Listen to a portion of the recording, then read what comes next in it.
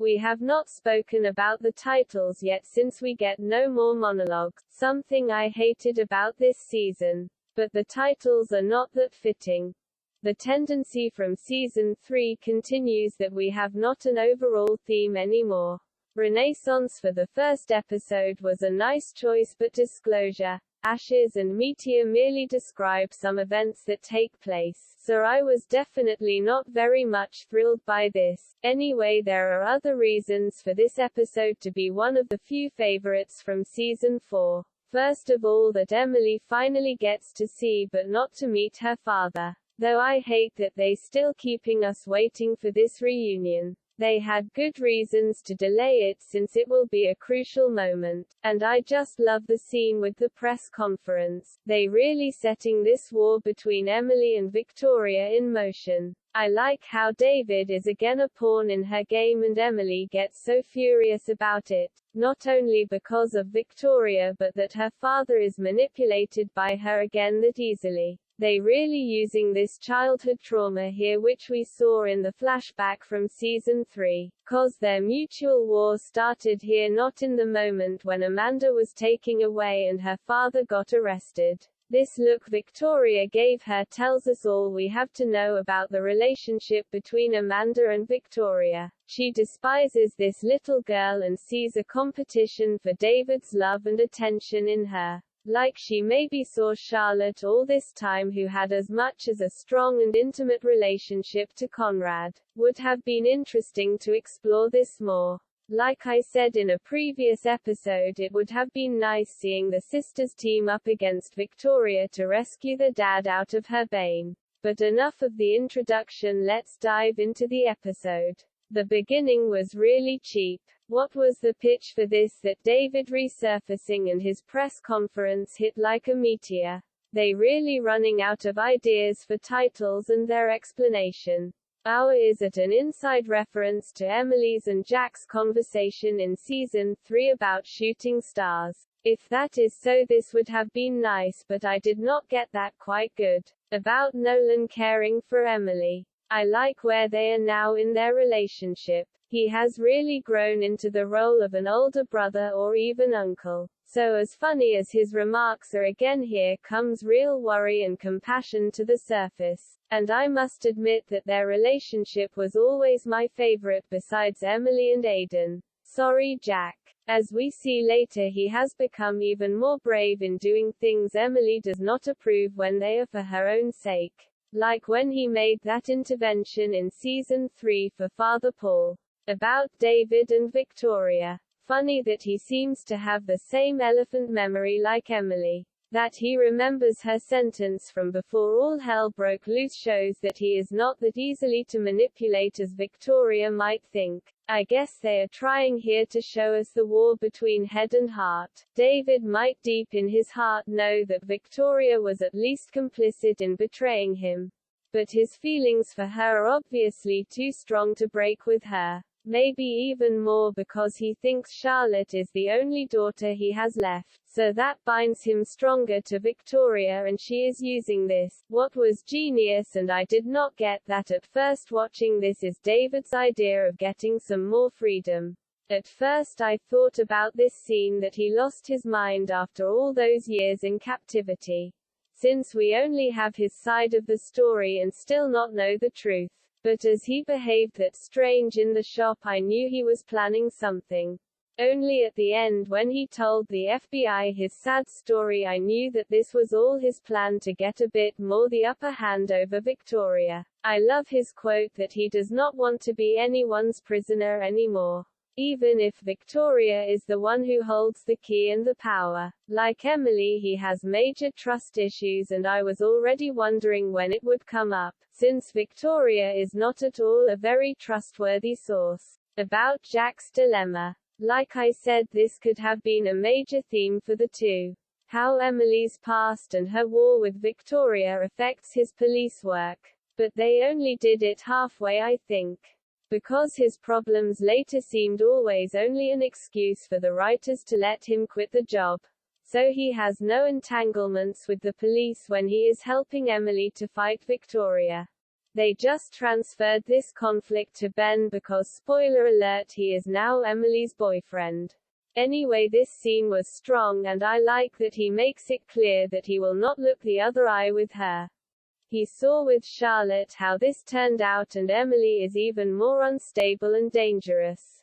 In the long run this contradicts of course his behavior before cause he was willing to kill Conrad and Victoria himself in season 2. And he seems to have no problem with Emily going after Victoria at the end of the season. About Daniel and Margaux again.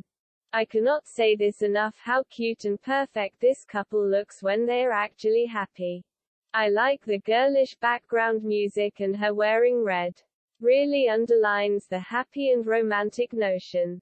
And here you can see the first difference between Daniel and Victoria and how Daniel is really trying this season to break free of the law of his family. Unlike Victoria, who begged for money in the last episode, he tells Margaux that he will be fine. About Charlotte and Victoria. I must admit, as much as I despise Charlotte and the influence of Victoria on her children's life, I really appreciate what the writers are doing in this last season. Finally, the conflict between Victoria and her son and daughter gets out in the open and both children are totally honest with their mother. It is true you should not blame everything bad happened in your life and bad behavior patterns onto your mother. But Victoria surely had a great and bad influence on that part. Her faked death made Charlotte commit suicide in the first place. And the pressure she was taking on her was the reason for her spiraling into taking drugs again. Not to forget the disturbing truth about her real father, and Victoria never bothered to tell her he was framed until it became obvious. So her standing up for herself and criticizing Victoria for all that she put them through was a really brave and honest move. And Victoria's reaction to this really shows how less compassionate she is. I mean, she is right that these pills will in the end destroy her. But after trying to commit suicide again and all Charlotte had to cope with in the last few days, she should give her a break. Charlotte needs a pause from all this frenzy and a real therapy. So her leaving in some of the next episodes was the best idea. Her storyline goes into nowhere, at least after Declan's death in season 3. If they had really brought the sisters and David together instead of Victoria manipulating both of them, they could have really made a strong move and show the sisters reunited. But since they clearly do not want to, Charlotte fulfills no real purpose after Emily and David are reconciled. It is a shame that they did not give her a bigger role. Cause she was really improving in season 3 and less annoying. At least they try fashion-wise to unite them. Both women are wearing pastel colors as light pink and mint. About Louise's obsession. This was annoying, though it played a big part at the end of the show how Louise is manipulated by Victoria. Because she has nothing left. Conrad is dead. Her children want nothing to do with her and not help her in her war with Emily. Spoiler alert. And David will turn to Emily's side as well in the end. So the only one left is little puppet Louise. Not to forget Margaux, but this will be addressed later for reasons those who already watched season 4 well know. Anyway, her sick plan trying to seduce Daniel to get Victoria's attention was fun to watch but not very entertaining. Since it was so obvious. I enjoy it more when we finally get to her family's backstory. And her relationship with Nolan. I get that they are establishing her as mental unstable and very adaptive to Victoria's influence, but they could have cut this more short. About Jack and Emily recognizing David. They really built this up. I like how Jack reacts to this. He knows how important this will be for Emily and naturally wants to keep her safe. He maybe even wants to get them another environment to talk. I love the slow motion and how they stay on Emily's face. Again, Emily Van Camp shows off her acting skills. There is so much going on in her face. The idea of keeping them separated with this frame was great, so we can see her reaction and be with her in the moment, while he does not see anything of her and therefore cannot react to Emily's emotional breakdown. But it was no great idea of her to deny any recognition. I do not know how it works, but if she told them she would need more time, Jack maybe had come up with an idea how she could met David. I was really furious when they did shut Emily out. She should not have left the room. Yes, the next couple of episodes are circling about this big problem with her fake persona. But I really hate how long they make us wait for their final reunion. In every episode they make us believe it could be. By the way, it was so sad seeing her have to leave without speaking to him a word. And again she is wearing blue to show off her loyalty. I like the combination of this light blue sweater and her earrings. Even though she is wearing more comfortable and less extravagant clothes, they look really luxurious and high quality. About Jack's second dilemma. Now he is in an even worse situation than with Charlotte. He cannot possibly lie about this cause David has to know that his daughter is still alive sooner or later. And no doubt he will be furious about any lie they told him. But I was a bit disappointed that he did not use his connection to help Emily see her dad. Charlotte and Victoria are the only ones who have access to David cause they are family. Victoria obviously won't help Emily, which leaves only Charlotte and Jack. I can understand that this must be heavy for him, but he could have been a real asset here. About the press conference. I love this little scene. In these shots you can really see how Victoria revels in this, and Emily's looks are full of hatred. And I must admit, after this cliffhanger I really thought she would talk to David in the next episode. But I guess since we are only at the beginning of this season that would have been too fast. Like I said, these episodes with Victoria keeping David from getting to know the truth about Amanda were hard to stomach. But I enjoyed watching them nonetheless. Cause you see the difference between our heroine Emily and her arch-enemy Victoria clearly in this. I mean, Victoria always says that this man is the love of her life. But she has no problem using and manipulating him. Does she not think about how hard and hurting it must be for him to visit his daughter's grave and thinking he has lost her forever?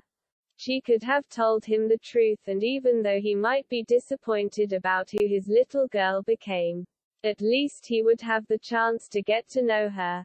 For me it is unforgiving that she is not telling him and how she is using him to hurt Emily. Think about her reaction when he told her that he was going after Emily. Yes, she seemed afraid if Emily saw him and the secret was out. But I think she also wished that he would have actually killed her. There is one fanfiction story I will put the link in the information box, which is written pretty clever. It shows what would have happened if David was successful that night and killed his own daughter. A heartbreaking but short fan-fiction story. Anyway, Victoria is fully aware of how much pain she inflicts on both Emily and David with her actions. About Emily training to cope with her fury. I like that they are sticking to this. Those training scenes with Takeda and Aiden were always my favorites. At least with the two leading ladies they are consistent what are their characters and coping strategies. Throughout the whole show Emily used sportive activities to calm herself down and clear her head. In season 1 it was swimming and we had those beautiful scenes at the beach. In season 2 and 3 it was running and training with Aiden. Finally, since she owns a big house now, she has a little training room which we will see often when her emotions are all over the place. About David's mental state. I like that Nolan is the one who asks this question. Emily is just spinning mad and cannot think clearly while Jack is just overwhelmed. Nolan seems the only one who can think about this with a little distance. Even though David was something like a surrogate father for him, their relationship had not grown that strong. Since he was arrested fast after he got invested into Nolan's firm. so visiting him once or twice in prison and trying to find evidence that speaks for him is clearly not the same as being his daughter. Though I hate that this will lead to Emily's decision not telling him who she is for what it seemed to me a lifetime. It was not bad posing in question his story and why he is lying about his whereabouts. That was a fine mysterious riddle, and I must admit that they had really come up with a poor explanation. But we get to that later. For now it is just a nice way keeping us invested in his story. And I think also a little bit distracted from the fact that David and Emily still get no scene together in this episode. I do not know how you watched this, but when I first saw this season one was every week disappointed that we did not get a conversation between Emily and David. Because like I said earlier, most of the seasons I watched for the first time in TV with its normal weekly schedule. And not in a row. So we had to wait one full week till the next episode aired. Which made this even more frustrating. About Jack and the media. I like how they are trying to show us how media works these days. You must admit if this was real it would go exactly like this. The media would rush into this and devour every little detail. And like Jack here, all people involved would have a hard time getting the press out of their faces. I remember a documentary about Princess Diana in which one of her friends or employees told us that the reporter and paparazzi just threw insults and accusations at her to get a reaction which they could photograph, in order to sell a story and get a bigger price for their emotional picture. They just want to make her cry or freak out. It is the same technique as the reporter is doing here with Jack. By the way, I like his quote later about Conrad. I know they just make Ben talk with him about this to arouse suspicion that Jack might have killed him.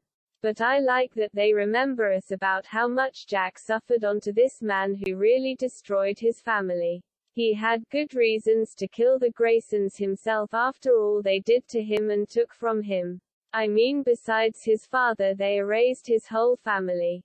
And with Stevie, his biological mother, they were not better. What really bothers me in this episode is that nearly everyone gets to see and talk with David besides Emily. Victoria and Charlotte had their chance in the second and third episode.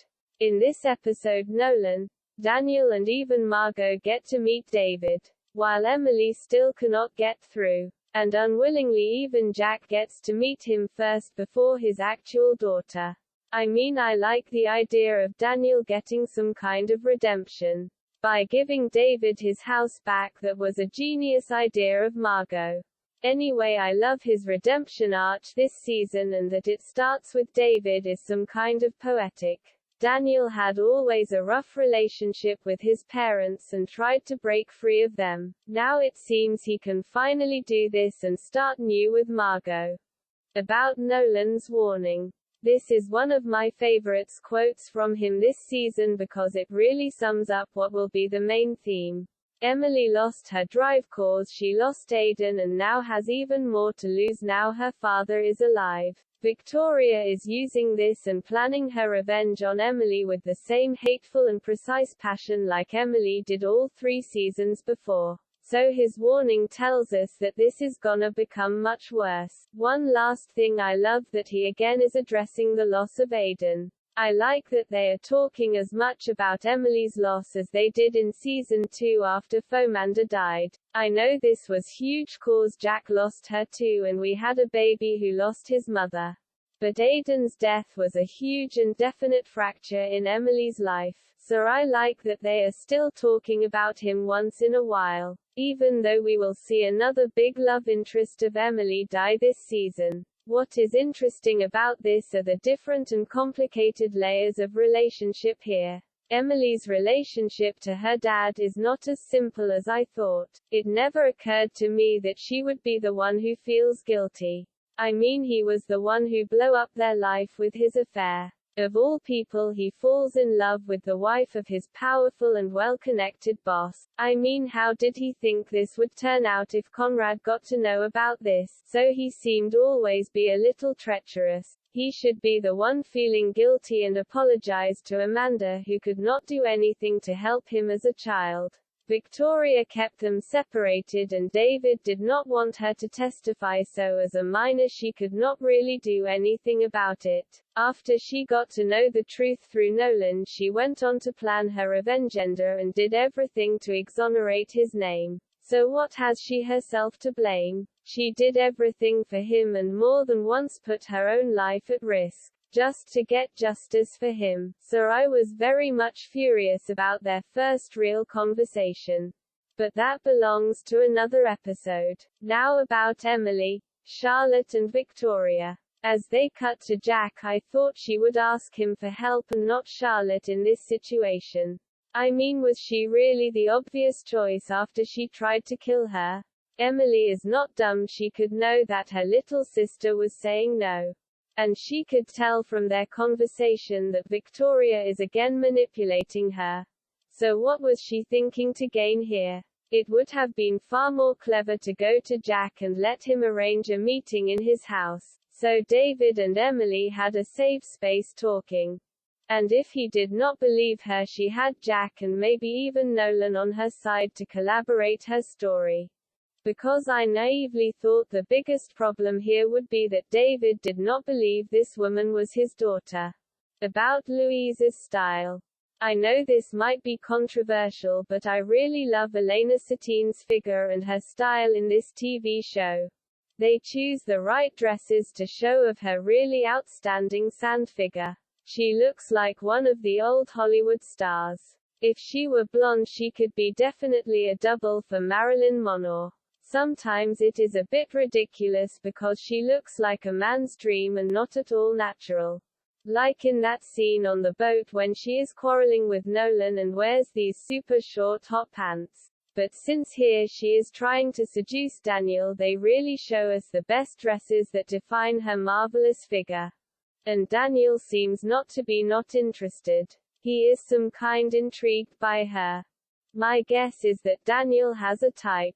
Besides Sarah, all women used the same manipulative strategies as his mother and were very determined when they wanted something. Emily is merely another version of his mother, which Daniel told Sarah himself. And Margaux is not better than the two, as we will see in this season. While Louise is some kind of a special mix, she is more unstable than Emily and Victoria. Maybe due to her family trauma or all the pills she is taking. We will tackle that issue on a later episode. But still, as crazy as she is, she can follow a plan to get what she wants. It is funny that Margaux and Victoria are slut-shaming Louise, since in this scene he does not tell her that he is in a relationship with Margaux. So it is not her fault that she thinks he is single. I know she could have back off after she got to know about their relationship. But like Emily, Louise is obsessed with Victoria and Daniel and just cannot let go of her plan. A pattern which I said regarding Fomanda and David Clarke's wife Cara Clarke that is poorly used in Revenge. Showing us strong and determined women being held back by mental health issues that should explain their behavior. Rather than that they were treated badly and just want justice for themselves. While Fomanda, Cara and Emily were shown at least most of the time reasonable and planful. Louise is the worst of the four women. She sometimes appears like a caricature of all the worst character traits from all unstable women in Revenge. About dress codes again. I like that they are making up fronts here. If you haven't noticed, Victoria is again wearing much white, showing off her status as a victim of her husband Conrad Grayson. Here both Victoria and Charlotte wearing white and black two-colored dresses. Margaux, who will be Victoria's side later, is wearing color blocking and white, too. Though maybe this was fashionable in this year, who knows. Anyway, Daniel is wearing black shirts and pastel colors, which could be a sign of his floating status, since he is trying to break with bad habits but is still not willing to join Team Emily. And wants to take a neutral position later. Anyway, David, Jack, Nolan and Emily are wearing light tones and pastels throughout the whole season. Jack, when he is not in uniform, mostly wears light blue and pink shirts. Nolan is going for more prominent red and blue tones, but still not as bold and dark as in the seasons before. And Emily is mostly wearing light blue, mint and light brown colors such as caramel gold and gray ones. So we see which team they will be in their clothes even though they are not wearing team shirts. About Emily and Margaux. This little scene was nice since it showed us again how frightening Emily can be. Since season 3 we have seen her so long in defense that you almost forgot how brave and threatening she can be. Though I guess that this poor lift boy and Margaux are just second targets, since her real anger is on Charlotte and Victoria, who keep her apart from her father. While nearly everyone including the media tries to get a piece of David. About Charlotte's trap. This was a new low for her. Only one scene ago she was holding a torch for David and Emily, trying to deconstruct the lies and manipulations of her mother. And 1 minute later she resorts to the same methods, just to hurt Emily even more. And get some kind of payback for what Jack did to her. Since even though Emily kidnapped her, Charlotte is still blaming Jack. Anyway, this game here and playing with her father's emotions was really despicable. Yes, when Jack and Emily are going to be together, Carl will be some kind of grandchild for him. But letting him still believe Fomander, who died, is his daughter and that he has a real grandchild is just heavy. You can see how much questions he has and how eager he is to get to know the life of his daughter. Which is totally understandable. So telling him all these lies is the worst thing they could do to him. Jack and Nolan know that, so why cannot Charlotte see this? And why is she okay with being used that way again by her mother? I guess she will need a lot of pills to swallow this. Like Jack says later, it is no wonder that she needs alcohol and drugs to hide her bad conscience. About Emily's and Victoria's already second fight. I love all the scenes with the two. They definitely have the most in this season as the fight between them finally escalates into real war. It is interesting how they are showing us that Victoria has the upper hand at the beginning. She feels even secure enough trying to manipulate Emily, telling her that David would be ashamed and disappointing about the life achievements of his little daughter. After all, every casualty and body count during Emily's revengenda goes on the list for the Graysons. Only Frank Stevens, Conrad's security employee, may be on Emily's list since Fomander killed him to protect her. Tyler Barrell is another case since he was shot by Takeda. To frame either Daniel or Jack as some kind of incentive on Emily to speed up her revenge game. This will maybe the only death that is neither Emily's not the fault of the Graysons, though Daniel was involved. But from season 1 the bodies are piling up under Grayson Manor. And even before, as we saw Frank kill Roger Halstead, the one conspirator who was willing to help Amanda, the Graysons were involved in murder to cover up the conspiracy. But the first Grayson murder on the show was Lee Moran, who was framed by Emily to get Daniel free. And Conrad staged his suicide in order to keep him quit. The FBI agent was also killed by Conrad to end the investigation. Gordon Murphy was killed in self-defense by Aiden to protect Emily, so like Frank, he does not count. By the way, you could only blame Aiden for his body count cause he killed quite a few people. First, that Russian mobster who was sex trafficking his sister. Trask from the Initiative to revenge Padma's murder. And not to forget Takeda. I think only Conrad killed more people on the show. For instance, Declan and Fomander in season 2, while Helen Crowley was killed by Victoria again to save Daniel. And finally, in the last season, Pascal and Aiden were killed. Conrad murdered him in a brutal way to keep the conspiracy hidden. Victoria killed Aiden for revenge on Emily. So her trying to talk guilt and shame into Emily's mind is more than shady and hypocritical. But like most of the audience, I was thrilled to see how they have real talk here and go at each other's throats. The performance of these leading ladies was really something that saved the show in season 4. So every scene with Emily and Madeline in it got me hooked. And I just love Emily's last sentence cause it really sums up their sick relationship. They are concurring still about David like Victoria used to when Amanda was a little child. The only difference is that no Amanda can fight back cause she is older and much wiser than she was back then as a 8-year-old child. I must admit they did this clever with all those little hints about David and Amanda having changed that much. The doubts Nolan and Emily have about David are coming not out of nowhere. Like Emily, who has surely changed the most since she was not even a teenager when David last saw her.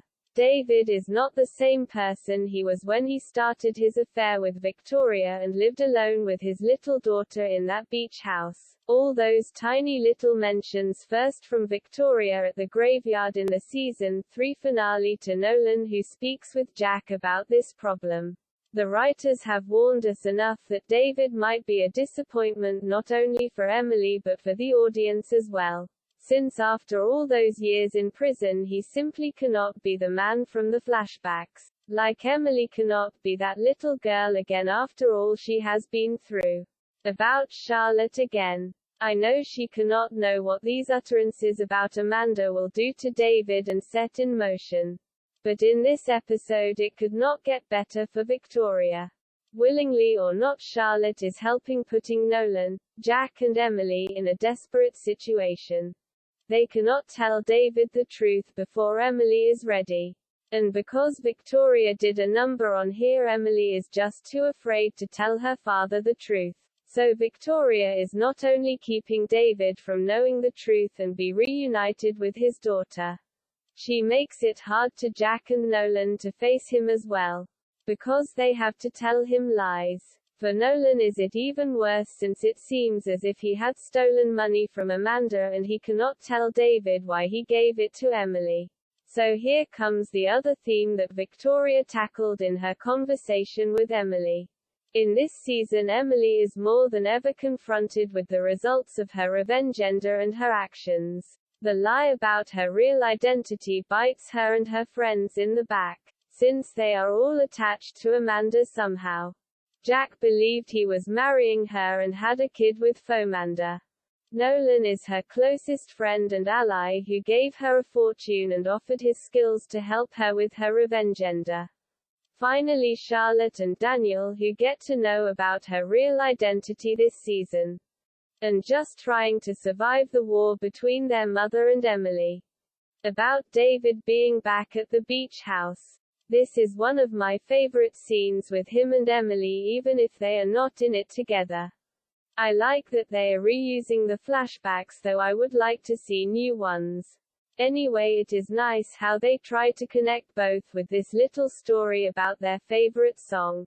At least a little decompensation for the fact that they are both in separate spaces. Though they are walking on thin ice here.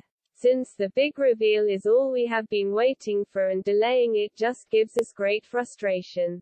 About the end montage. There are some things I like about this and some I really hate. First of all, the idea with this tattoo and men coming after David in all places. At first I really was frightened that they would pull again something off like in season 2 with the initiative mess, so I was not very thrilled by this mystery.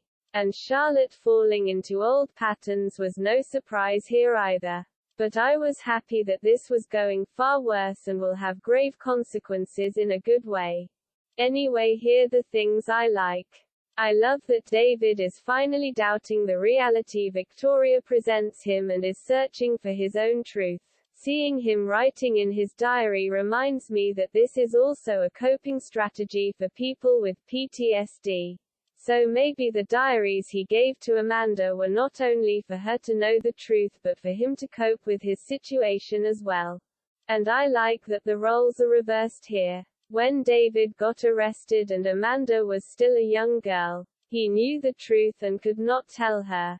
While Amanda thought he was a terrorist and hated him. No, Emily cannot or will not tell him the truth about her and they are again separated because of lies. Like I said many times, I love this circle structure and mirroring effect the writers of Revenge use a lot. Nolan repairing the infinity box was a nice touch. And last but not least, David's vow for revenge. I know many disliked that he was the one who took matters in his own hands by killing Conrad and now trying to punish all the people who did wrong on Amanda. But this shows not only that Emily and David share the same coping strategies and that they have both been through a lot, which makes it hard for them to trust people. It shows that both are still not over what happened 12 years ago. Funny still that he is living with the woman who should be on top of his revenge list.